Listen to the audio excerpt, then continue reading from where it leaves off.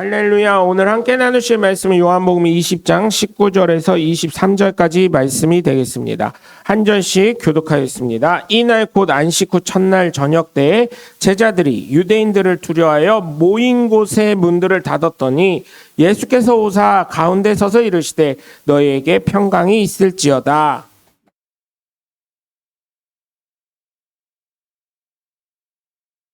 예수께서 또 이르시되 너희에게 평강이 있을지어다. 아버지께서 나를 보내신 것 같이 나도 너희를 보내노라.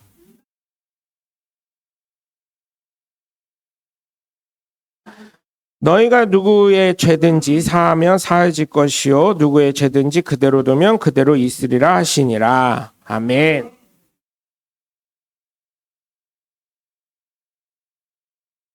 할렐루야. 거룩한 부활 주일에 함께 예배를 드린 여러분 모두를 주님의 이름으로 환영하고 축복합니다. 우리 함께 말씀 나누시게 된 두 주먹 꽉 쥐시고 하나님은 살아계시다. 세 번만 시작. 하나님은 살아계신다. 하나님은 살아계신다. 하나님은 살아계신다. 아멘. 둘째, 예수님 내 구주. 시작. 예수님 내 구주. 예수님 내 구주. 끝으로 성령님은 지금도 역사하신다. 시작. 성령님은 지금도 역사하신다. 성령님은 지금도 역사하신다. 성령님은 지금도 역사하신다. 아멘. 바로 그 성령의 역사의 주인공들 되시길 주님의 이름으로 간절히 축원합니다. 사람에게는 군중 심리가 있습니다. 그런데 그 군중에서 자신만의 길을 걸어가는 사람들이 있지요. 어쩔 때는 또라이 같다고 할 수도 있고 미쳤다고도 할 수도 있습니다. 그런데 이런 분들이 정도의 길을 가시는 분들이 많이 있다는 거예요. 그죠? 네. 그리고 이런 분들이 온전하시려고 노력하시는 분들이고 현실을 직시하시는 분들입니다. 지금 전 세계의 현상을 보시면 정말 저는 두려운 날들이 좀 되지 않을까. 준비된 분들에겐 축복의 날이지만 준비되지 않은 분들에게는. 왜냐하면 성경의 말씀이 이루어져 가고 있기 때문입니다. 생각지도 않게 미국이 이란을 쳐버렸어요. 그러면서 우리가 지금 참 어려운 삶을 살아가고 있죠. 기름값도 올리고 뭐 이렇게 해가지고 지금 건설 경기도 그런 얘기가 있어요. 뉴스에도 나오던데 시멘트 재료가 지금 안 들어와가지고 그죠? 아파트가 이제 다음 달 지금 계속 이 상황이면 다음 달인가 다다음 달이면은 시멘트 생산이 안 된대요. 그 때는 이때다 하고 시멘트 가격 올려야지. 그럼 아파트 가격 어떻게 돼요? 또 올라가는 거예요. 아주 대한민국 아주 부자 나라 되게 생겼어요. 우리나라 팔면 어떻게 한다고요? 미국이나 캐나다를 3번 사고도 남는 돈이 된다고요. 우리나라 다 팔면 그렇대요. 우리나라 사람들 다 부자예요. 예를 들어서 우리 장로님 부분 다 그 집 팔고 미국에서 땅 사시잖아요. 어마어마한 집을 사실 수 있고 어마어마한 땅을 사실 수 있어요. 왜? 미국 한번 가보실래요? 그럼 집이 텍사스만 가도요. 1억이면요. 수영장 딸린 대저택을 살 수가 있어요. 방이 한 7, 8개 들어가 있는 거. 전기세도 싸요. 텍사스 같은 데는. 왜? 기름이 나니까. 그런데 한번 가보실래요? 거기 가서 살아보실래요? 그리고 또 시멘트만 문제가 아니라 아스콘도 지금 그게 같이 들어가는 거거든요. 아스콘도 서울은 며칠 전에 보니까 생산이 중단된 공장들이 꽤 있더라고요. 아주 잘 됐어요. 토목 공사 비용 또 올라가게 생겼어요. 그죠? 아주 그런 시대가 돼가고 있어요. 이게요, 그냥 우리가 현상으로 봐서 그렇지 요한계시를 뭐라 그랬어요? 나라가 나라를 치고 민족이 민족을 치다 보니까 어떻게 돼요? 문제가 생기기 시작하는 거죠. 그래서 제가 말씀을 드리려는 것은 두려움을 드리려는 것이 아닌 지금 믿는 믿음을 잃지 마시고 잘 준비된 하나님의 좋은 자녀들, 예수님의 좋은 신부들이 되어야 된다는 것입니다. 그렇다고 종말론자는 아니에요. 오늘 하루를 살더라도 재밌고 즐겁고 행복하게 살아야 되는 그런 것도 있습니다.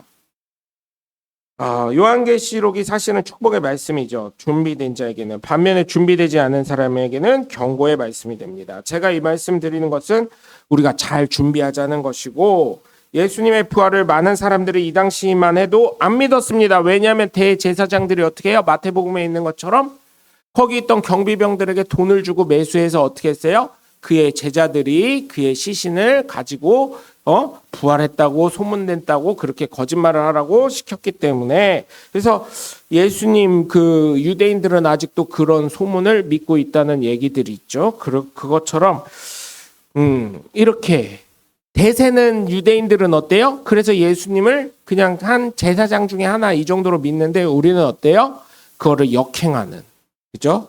정도를 걸어가는, 진리를 찾아서 가는 예수 믿는 사람인 줄 믿으시고, 여러분 정말 우리가 이번에 부활하신 예수님을 믿고 우리도 부활에 동참할 수 있는 하나님의 복된 자녀들 되시길 주 예수 그리스도의 이름으로 간절히 축원합니다. 오늘 본문을 보시면 예수님께서 제자들 앞에 서신이 어떻습니까? 제자들이 기뻐했다고 20절에 나와 있습니다. 왜냐하면 세상의 소문과 상식을 예수님께서는 어떻게 했어요? 초월하셨기 때문입니다. 이것을 우리의 말로는 기적이라고 합니다. 그런데 예수님은 세상의 주인이시기 때문에 본인이 말씀하신 것, 본인이 행동하는 것, 그것이 그대로 다 이루어지는 것입니다. 그렇기 때문에 우리 역시 어떻게 해야 됩니까? 예수 그리스도의 이름으로 기적이 상식이 될 수 있는 삶을 살아가는 저와 여러분이 되시길 주 예수 그리스도의 이름으로 간절히 축원합니다. 그런데요, 예수님으로 말미암아요 유대인들은요 아직도 기적을 이루고 살아가고 있습니다. 아직도 기적을 이루고 살아가고 있어요. 예? 그 좁은 경상도 땅덩어리밖에 안 된대요. 지도로는 좀 커져서 그렇지 우리나라 경상도 땅덩어리밖에 안 된대요. 이스라엘 민족이 사는 그 유대인들이 사는 팔레스타인 땅을 보면 경상도, 어떤 분은 경상남도 땅 될래나 뭐 이러더라고요. 경상도 땅밖에 안 되는 그 작은 땅에, 우리나라보다 훨씬 작은 땅이죠. 우리나라 경상도 해봤자 뭐 얼마나 돼요 사실은. 경상도 땅만한 그곳에 이스라엘 백성들이 다 몰려 사는 거예요. 거기에 팔레스타인도 다 몰려 살고요. 그런데 어때요 여러분? 우리나라 지금도 물론 다 가보시긴 했지만 사실은 저는 우리나라 많이 못 가봤습니다. 제 나이 또래만 해도 대한민국 전국 방방 곳곳을 못 다닌 사람이 수두룩 빽빽일 텐데, 그쵸? 저는 한번 교인들을 한번 반성해야 된다고 생각해요. 교인들, 우리 교인들도 그래. 제가 안 한 것도 있지만 대한민국의 그 일제 강점기 시대부터 6.25 시대, 6.25 사변 그때까지 대한민국의 순교자의 피가 흘러갔던 데를 다 아시나 모르겠어요. 4.3 사건까지 해서. 응? 그 지역을 한번 순례 여행이라도 해봤나 모르겠어. 그런데 어때요? 그거는 갈 생각은 안 하고 국내 여행 못 들어가 하고 어떻게 해요? 성지 순례에 간다고 그러면 아주 그냥 이게 잘못된 거요. 이 나라를 위해서 피땀 흘려서 순교를 마다 않고 죽은 그 믿음의 조상들의 순례길을 따라가면서 우리도 한번 그렇구나, 이런 길을 따라가면서 이 선조들이 있었기 때문에 우리나라가 이렇게 부강하게 됐고 하나님의 축복을 받는 나라가 되었구나, 이거를 깨달아야 되는데 그거는 관심도 없어. 언제든지 가겠지. 그러다 죽었어 다. 응? 언젠간 가겠지. 아무 때나 갈 수 있어. 이렇게. 마산역에 도착하면 그 십자바위가 있습니다. 주기철 목사님이 일제 강점기 시대에 나라를 위해서 그곳에서 기도했던 십자바위. 근데 좀 무서워요. 그 십자바위를 건너려면 살짝 점프를 해야 돼. 앞에 좀 그게 있어. 이게 약간 낭떠러지. 에? 뭐가요? 십자가요? 아니, 십자가가 아니라 십자바위가 있다고요, 장로님. 십자바위. 거기서 무릎 꿇고 기도하셨던 십자바위가 있다고요. 네, 거기가 십자가처럼 이렇게 쪼개져 있어요. 거기 가면 모양이. 이런 데는 가보지도 않고 제주도도 안 가봤자. 제주도 그냥 무슨 동백꽃이나 보고 거기 가서 회나 먹고 그러려고 가는 거지. 그런 순례의 길을 가봐야지. 순례의 길을. 권사님 장로님 오해하지 마세요. 그거는 여행이니까 그거랑 또 틀린 거예요. 우리 신앙적으로 하는 순교자의 순례의 길 같은 데를 가보지. 한국엔 그런 건 관심도 없으면서 진짜요. 그 어른들이 말한 것처럼 왜 외국 귀신을 그렇게 좋아야? 거기에 돈 쓸 거 있으면요 대한민국 가서 그런 교회 가가지고 저기 밑에 뭐요 그 저기 소금 만드는 동네 있잖아요. 신안 가가지고 문준경 전도사 성결교, 거긴 다 성결교입니다.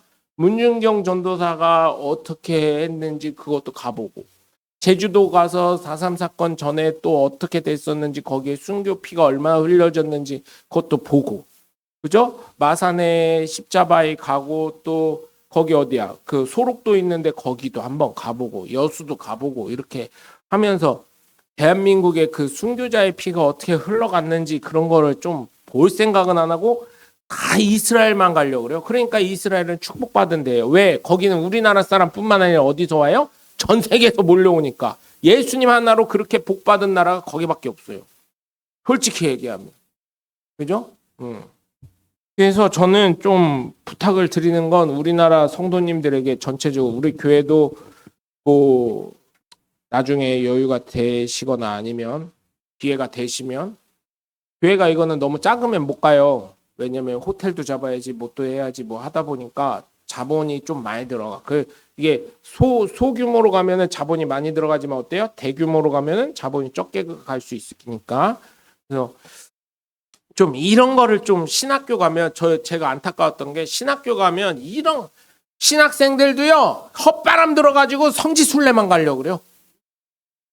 진짜 그러면 안 돼. 진짜 신학생들 반성해야 돼. 신학교 교수들도 다 반성해야 돼. 진짜요. 이번 부활하신 예수님을 전하면서 제가 그런 걸 많이 느낍니다. 그래서 정말 그것을 통해서 이스라엘은 얼마나 돈을 많이 벌었는지 몰라요. 그러니까 어때요? 이스라엘에서 이제는 여러분 전쟁 왜예요? 이스라엘에서 돈도 모였겠다. 원수 같은 이란도 있겠다 하다가 어떻게 하는 거예요? 그러다 제 개인 소견입니다. 이거는 개인적으로. 그러니까 참 그러는 거예요. 하여튼 그래요. 제가 봤을 땐 별로 좋은 모습은 아니야. 근데 그게 안타깝지만 성경의 말씀을 이뤄가는 거라는 거로 보인다는 거죠.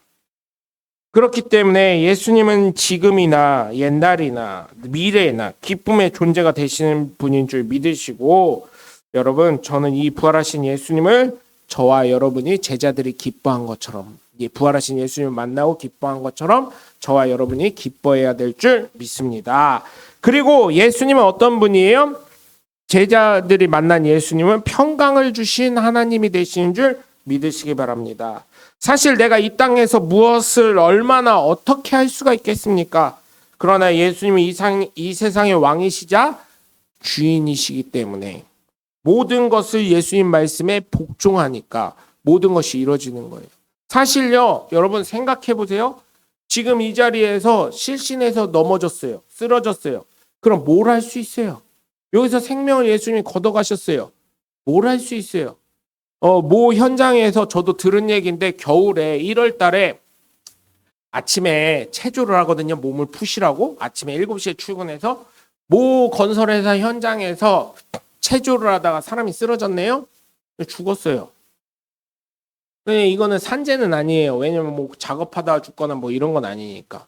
근데 체조하다 죽었어요. 근데 어쨌든 출근하다 체조하다 죽은 거라 이게 어떻게 될지 모르겠어요. 제가 봤을 땐 산재일 것 같은데 또 산재가 아니라고 하는 사람도 있고 뭐 이래요.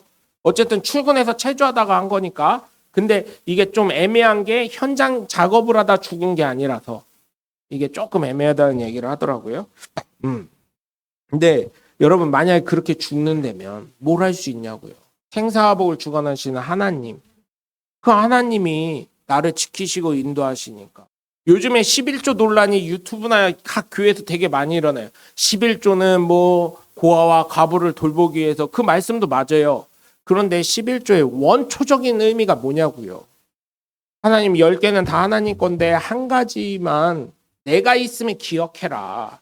생명의 생사화복의 주관자임이 나임을 기억하고 너의 삶의 주인은 나임을 기억해라. 그래서 11조를 드리는 의미잖아요. 하나님을 기억하려고, 하나님의 존재를 인정하려고. 그런데 요즘 뭐라는지 알아요? 교회 11조 드릴 필요 없대요. 어떤 목사들이. 정신 나간 거지. 네? 왜 11조를 드리지 말라 그러냐면 꼭 그 진에 필요한 것만 얘기해. 고아와 과부를 돌보라고 했으니까 주변에 있는 어려운 사람들을 도와주면 된대요. 아니요. 11조 의미는 하기 싫으면 하지 마. 11조는 솔직히 말하면. 그게 아니라 뭐예요? 하나님의 존재를 부활하신 예수를 믿는 내가 하나님의 존재를 인정하기 위해서 드리는 게 11조예요. 하나님을 있음을 내가 인정하고 하나님이 나의 주인이십니다. 하나님이 나의 생사화복의 주관자이십니다. 이거를 인정하려고 드리는 게 11조예요. 미쳤어요, 요즘에 목사들이. 죄송합니다, 이런 얘기해서. 네? 11조의 진정한 의미는 아브라함이 왜 멜기세덱에 11조를 드렸는데요. 전리품의 11조를. 여러분 그런 걸 생각을 해야 되지. 요즘에 뭐 고아와 가부요? 도와주세요. 구제헌금으로. 구제할 돈으로 도와주시고 11조는 그런 의미가 아니요. 하나님의 계심을 인정하고 내가 하나님께 속해 있고 하나님이 나를 주관하시는 생사화복의 주관자이심을 인정하려고 드리는 거예요. 이런 것까지 다 설명을 해야 된다. 참 제가 신학교를 왜 나왔는지 모르겠어. 그것들은. 응? 뭐 작고 크고 그 교회의 문제가 아니에요. 11조의 크고 작고의 문제가 아니에요. 진짜 제가 이런 것까지 그런 얘기하는 유튜브 목사들 앉혀놓고요. 좀 성경 공부 좀 다시 좀 했으면 좋겠어요. 이게요. 사단의 계략이요. 이게. 하나님을 잊어버리게 하려고 하는. 제가 보니까 그래. 왜 인본주의로 가요? 신본주의로 가는데 왜? 나는 이미 침례받고 예수 믿습니다 하는 순간 예수님 것이 되었는데 왜 인본주의로 가냐고요. 그거요. 우리가 안 챙겨도요. 국가에서 다 챙겨요. 그런데 왜 해요? 하나님이 그들을 불쌍히 여기라고 했으니까 말씀에 순종하려고. 예수님이 생명을 사랑하시니까 우리도 그 생명을 사랑하기 때문에. 인본주의로 가면 안 된다는 거예요. 신본주의로 가야 되는 거예요. 왜 하나님을 기억을 하지 않으려고 하면서 사람들을 돌보려고 하면서 그건 누가 나타나요? 하나님이 나타나는 게 아니라 내가 나타나는 거예요. 내가. 그 죄예요. 죄. 내가 하나님이 되려고 하는 거기 때문에. 그래서 여러분 정말 부탁을 드리는 건 11조를 잘해라 못해라 이거를 떠나가지고요. 그거는 있으면 할 수도 있고 없으면 못할 수도 있는 거예요. 사실은 헌금이라는 게 그래요. 마음가짐이 정말 중요한 거지. 과부의 두렙돈을 보고 하나님이 가장 큰 헌금을 드렸다고 한 것처럼 헌금의 양이나 뭐 이런 걸 얘기하는 게 아니에요. 못할 수도 있어요. 때로는. 없으면 못하는 거죠. 그걸 얘기하는 게 아니라 진짜 내가 하나님을 기억하고 살아가냐, 하나님이 나의 주인이심을 인정하고 살아가냐, 예수 그리스도의 그 부활하심으로 나의 주인이 되심을, 내가 예수님의 것이 되었음을 선언하며 살아가냐, 이거를 얘기하는 겁니다. 그런데 이상하게 얘기해요. 요즘에 11조나 뭐 헌금 내는 거 무슨 목사가 그거를 강탈해가지고 다 쓰는 것처럼. 아니잖아요, 여러분. 성경을 보시면 아니잖아요. 아닌 거 아시잖아요. 평신도들도 다 아는 거를 제가요 그래가지고 참 답답해요. 답답해. 여러분 그렇기 때문에 예수님을 믿기로 작정하고 고백하는 순간 내 인생의 주인은 예수님이 되시는 것을 기억하시고, 그래서 예수님이 알아서 하실 건데 하고 포기하고 좌절하고 낭만하고 몰라 이렇게 사는 게 아니라 예수님이 내 안에 계시고 성령님이 내 안에 좌정하시기 때문에 더 열심히 살아야 되고 바르게 살아야 되고 하나님의 영광을 위해서 살아가는 저와 여러분이 되셔야 된다는 것입니다. 그것이 부활하신 예수님을 믿는 저와 여러분이 되고 또한 우리 역시 부활할 하나님의 열매들이고 자녀들이기 때문임을 기억하시길 주 예수 그리스도의 이름으로 간절히 축원합니다. 또한 예수님 뭐라고 하셨어요? 제자들에게 성령을 받으라고 하셨습니다. 성령 받은 게 정말 우리들입니다. 예수 믿는 사람들이에요. 제자들뿐만 아니라 나는 예수님 믿습니다 고백하는 사람들이 성령을 받은 사람들이에요. 지금까지 성령 받는 거 되게 어렵게 얘기했죠. 어떻게 해요? 제가 맨날 성령 받는 거 얘기하면 할 말이 참 많은데 뭐라 그랬어요? 할 말 많은 것도 없어요. 방언. 그죠? 방언에 대해서는 제가 할 말이 좀 많아요. 방언에 대해서는. 방언에 대해서. 할 말이 많아요. 방언을 해. 성령. 제가 그랬잖아요. 주일학교 때 너 성령 받았냐? 전도사님이 매주 물어봤어. 그때는 이상하게 성령 바람이 불어가지고 순복음교회 때문에. 근데 그때도 잘못 가르친 거예요. 성경을 봐보니까. 성경을 봐보니까. 근데 그때는 또 맞았어요. 그렇게 안 하면 또 그런 성령 바람 안 일어났어. 귀신 쫓고 병 고치고 이런 거 안 일어날 수도 있었어요. 그땐 맞았다고요. 그런데 지금 성경을 다시 보고 다시금 이게 맞나 틀리나. 왜냐하면 베레아 사람들은 어때요? 더 훌륭해서 성경의 말씀이 맞는지 안 맞는지 확인했다 그랬잖아요. 사도 바울의 설교를 성경을 통해서. 저도 헛소리 할 수도 있어요. 그러니까 꼭 집에 가서 유튜브에 녹음도 돼 있잖아요. 체크를 해봐. 성경을 보면. 명 목사가 설교를 잘했나 못했나, 성경이랑 틀린 말을 했나 안 했나. 그래서 틀렸으면 저한테 명 목사 너 이단 설교했어. 성경에도 없는 거예요. 성경에 없으면 이단이지 뭐. 사이비요? 이렇게 따지세요. 네? 네. 근데 따지는 분들이 없더라고요. 옛날에 어떤 목사님이 그러셨어요. 어떤 할머니가 계시는데, 다른 때는 저희 교회도 그런 분 계셨는데 돌아가시긴 했지만, 어떤 할머니가 그랬대요. 꼭 다른 거 찬송하고 기도할 때는 되게 집중을 잘 하시는데, 목사님 성경 봉독까지는 잘 하신대요. 근데 목사님 설교만 하면 졸기 시작하셔. 아멘형으로. 아멘형이 이렇게 앞으로 꼬딱꼬딱 하는 거죠.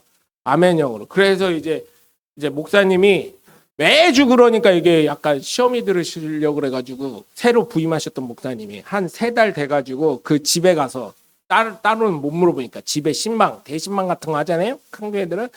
권사님 다 좋으신데 왜 설교 때만 되면 꼭 아멘형으로 주무세요? 이렇게 얘기했더니 그 권사님이 목사님 설교도 잘하시지, 목소리도 좋지, 성경에서 어긋난 말씀 안 하시지. 그런 내가 걱정할 게 뭐가 있어요?